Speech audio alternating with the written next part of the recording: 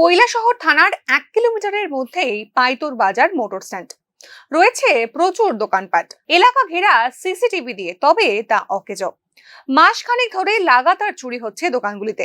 যতবার চুরি হয়েছে তারপর পুলিশের দ্বারস্থ হয়েছেন ব্যবসায়ীরা, করেছেন লিখিত অভিযোগ। তবে পুলিশের ভূমিকায় সন্তুষ্ট হতে পারেননি তারা। চলতি সপ্তাহের বুধবার এবং শুক্রবার আবারও চুরি হয় একাধিক দোকানে। আবারও পুলিশ জানালে কোনো সদর্থক ভূমিকা নেয়নি পুলিশ প্রশাসন। ক্ষোভে রাস্তা অবরোধ করেন ব্যবসায়ীরা। রাস্তা অবরোধ করতেছি পাইতুর বাজার অঞ্চলে। মূলত কি কারণ?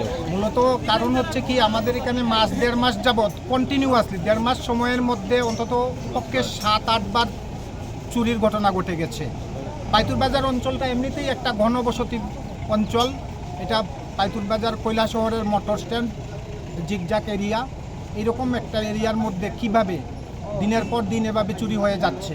এই চুরির ঘটনাগুলোকে নিয়ে আমরা বার তিনেক থানায় গিয়েছিলাম। থানার দায়িত্বপ্রাপ্ত অফিসার যিনি, ওনার সঙ্গে আমরা বার তিনেক কথা বলেছি। উনি প্রতিবারই আমাদের আশ্বাস দিয়েছেন, আমরা দেখছি।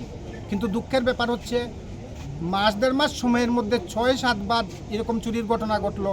উনি আমাদের কি আশ্বাস দিলেন, ওনার আশ্বাস তো আমরা মেনে নিতে পারছি না। তার চেয়েও দুঃখজনক ব্যাপার হলো, যখন যে রাত্রেই চুরির ঘটনা হয়, আমরা 7টার মধ্যেই প্রতিবার থানাতে গিয়ে অভিযোগ জানিয়ে আসি। ওনারা বলেন আসবেন, কিন্তু 1 কিলোমিটার ডিস্টেন্স থানার কোনো স্টাফ সকালবেলা আমরা জানানোর পরেও বিকাল অবধিও তারা এসে পৌঁছান না চুরির ঘটনাটা তদন্ত করার জন্য। দীর্ঘক্ষণ অবরোধ চলার পর পুলিশ পৌঁছয় ঘটনাস্থলে। পুলিশ প্রতিদিন পাহারা দেওয়ার আশ্বাস দিলে অবরোধ তুলে নেন ব্যবসায়ীরা।